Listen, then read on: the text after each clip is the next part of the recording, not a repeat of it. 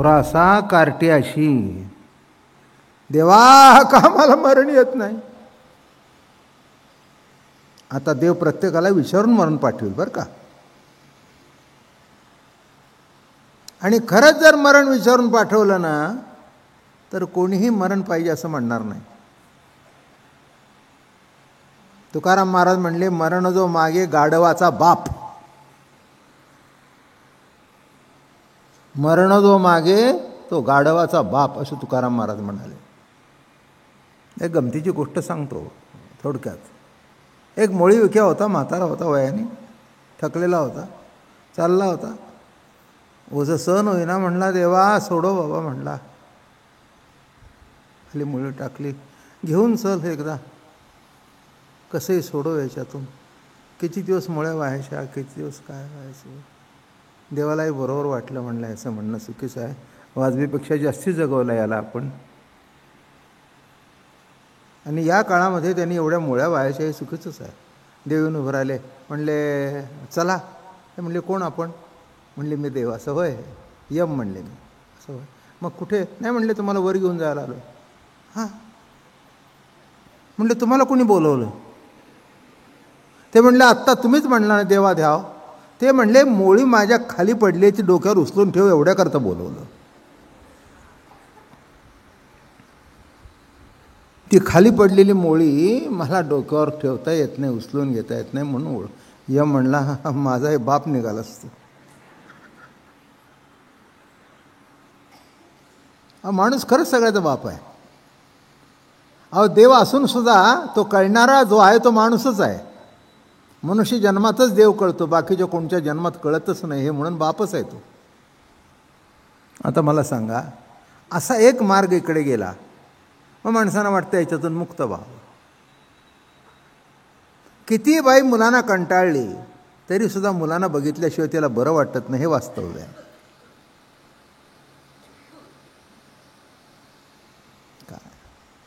तेव्हा असा एक मार्ग,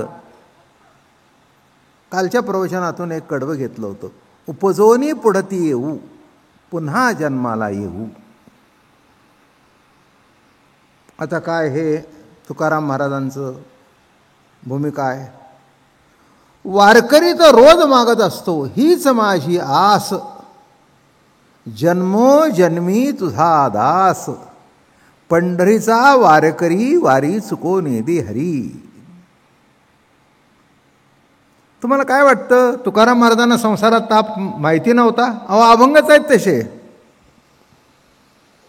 संसार तापे तापलो मी देवा, करिता या सेवा कुटुंबाची, बहु नागविलो बहु पांगविलो, बहु दिवस झालो कासावीस, म्हणून तुझे आठविले पाय, येऊ माझे माये पांडुरंगे.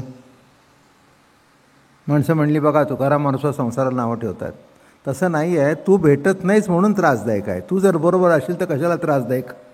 आणि कोण मुक्त व्हायला झालेलं सांगायला आला की वा तिथे सगळं. मुक्त अवस्था म्हणजेच मृत्यू. माझं बोलणं कळलं का? थोडंसं नीट लक्षात घ्या. आपल्याला काही कोणाचं खंडन मंडन करायचं नाही आहे, फक्त कसे मार्ग जातात. माझं म्हणणं कळलं का? ही प्रवचनं खंडन मंडन करण्याकरता नाहीत, फक्त मार्ग कसे जातात. का एक मुक्तीकडे जातो म्हणून सलोकता समीपता सयुज्यता, हे तोच विषय चालला आहे. एक मुक्तीकडे जातो आणि ज्ञानोबराय भक्तीचा मार्ग सांगतायत. हरिमुखे म्हणा. नाही तर मुक्त कशातून होता?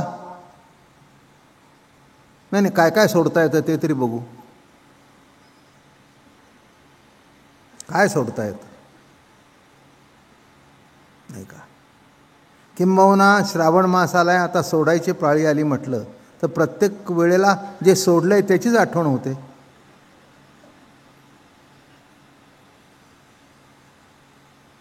आता काय तशी माणसंही कोणी राहिली नाहीत एवढी. अगदी श्रावण मास पाळलेला, एकादशी पाळत नाहीत.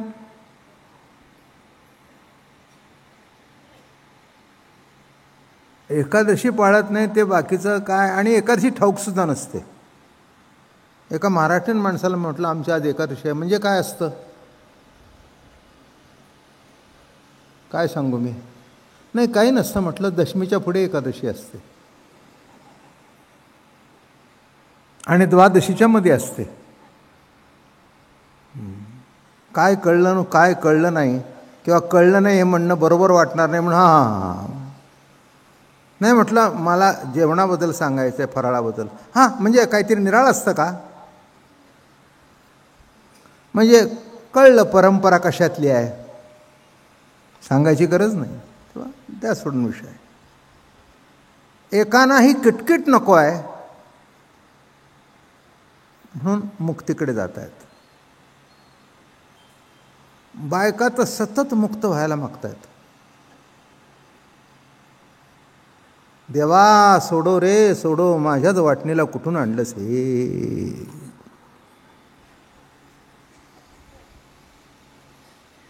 काढ याच्यातून एकदा बाहेर मला.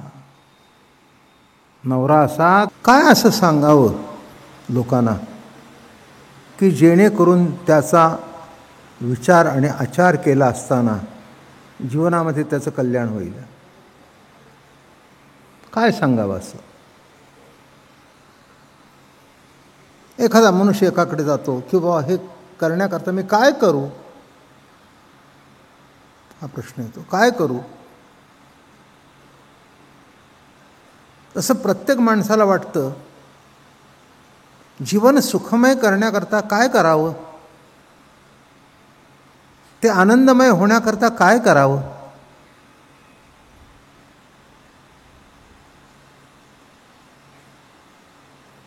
मग सोपा मार्ग काढला, याच्यातून मुक्त व्हावं. मी काल सांगितलं 2 मार्ग आहेत. एक मुक्त होऊन जन्ममरणाच्या फेऱ्यातून सुटणं. आता कोण सुटलेला आहे आणि सांगायला आलाय मी सुटलेलो हे मला माहिती नाही.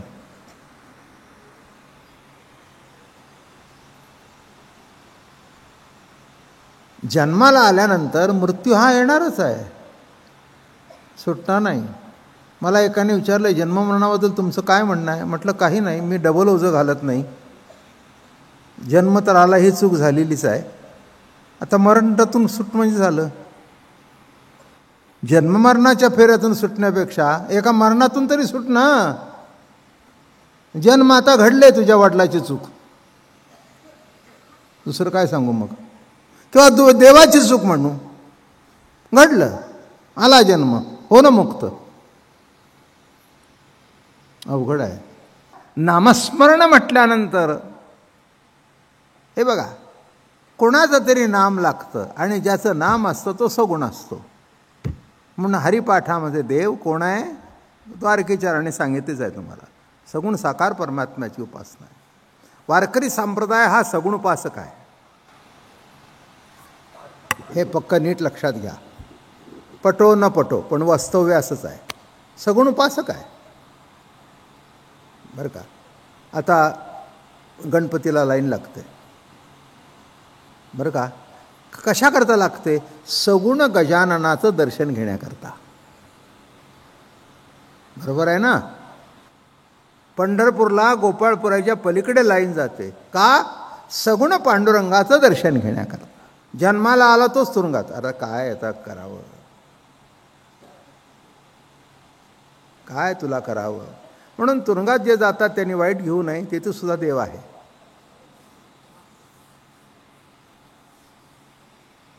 नाही का. एक मला सांगू का, चांगलेपणाने ऐकायचं.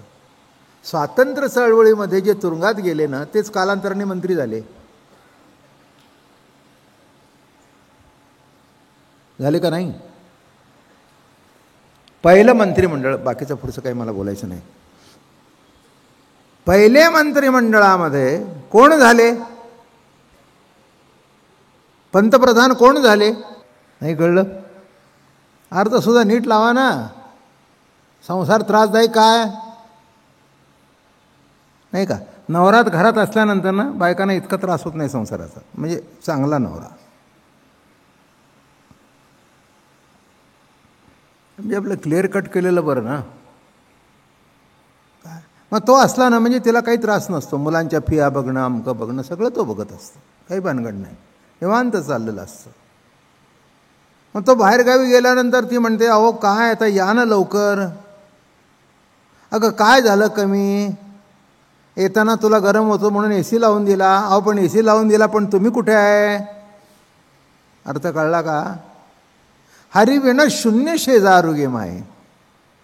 तुम्ही असाल तर त्या घराला शोभा आहे. घरात वस्तू सगळ्या उपलब्ध आहेत, पण तुम्ही नाही ना.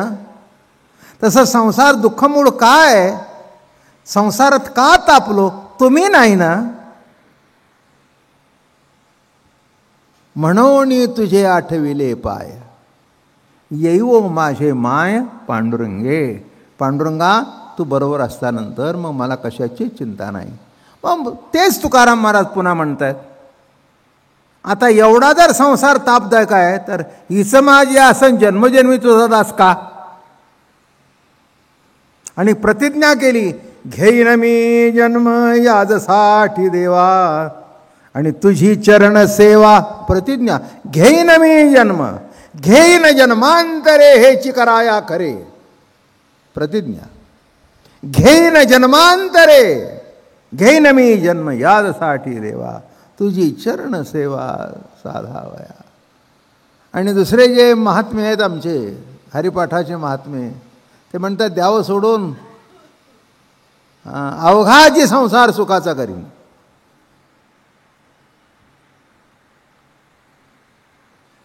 काय संकल्पना आहे. एवढी माझ्यात ताकद आहे की तुमचा सगळ्यांचा संसार सुखाचा करीन, पण एक करा, हरिमुखे म्हणा. कुठे आलो आपण. अवघाची संसार सुखाचा करीन. तुम्ही माझ्याबरोबर चला. अहो मी खूप केलो, तुम्ही माझ्या आयुष्यावर जाऊ नका. मागे बहुता जन्मी हे करीता आलो आम्ही. तुम्ही आता ह्या 16 वर्षाचं आयुष्य जाऊ नका. योग काय, याग काय, जप काय, तप काय, ध्यान काय, धारणा काय, सर्व करत आलोय. आणि आता निश्चिंती झाली आहे की खांद्यावर पत्ता घेऊनच वारी करायची. हा फायनल निर्णय आहे. काय आता हे योग बिग सगळे करून बघितले, कारण परंपराच आमची योगाची आहे. जय मार्गीचा कापडी महेश अजूनही. शिवाने सुद्धा योगमार्ग स्वीकारला, पण शिवाने योगमार्ग स्वीकारून सुद्धा राम राम म्हटलं. जप कशाचा केला. श्रीराम राम राम राम राम राम राम, श्रीराम राम राम राम राम राम राम. मग शिवा एवढा जर योग श्रेष्ठ होता तर राम राम का नाही म्हणले. हा योग आला नव्हता, आता आलाय. आता कळलं की राम श्रेष्ठ आहे, नामस्मरण श्रेष्ठ आहे. आवडतं कोणचं ध्यान, कटावर कर ठेवलेलं आवडतं, बाकीचं कोणचं आवडत नाही. रामाचं नाव आहे पण ध्यान विठ्ठलाचं आहे. कृष्णाचं नाव आहे पण ध्यान विठ्ठलाचं आहे. कृष्ण कसा आहे, राम असा ठाण मान उभा आता धनुष्यबाण घेऊन. कृष्ण कसा आहे, त्रिभंगी देवळा ठाण मांडोनी आमाय. 3 ठिकाणी असा कमरेत, 3 ठिकाणी पुन्हा पाय वाकडा असा. हा म्हणून आयुष्यभर वाकडाच. हा माझं बोलणं कळलं का. कृष्णाच्या चरित्राचं अवलोकन केलं तर तुम्हाला कळून येईल. इथून तिथून वाकडा.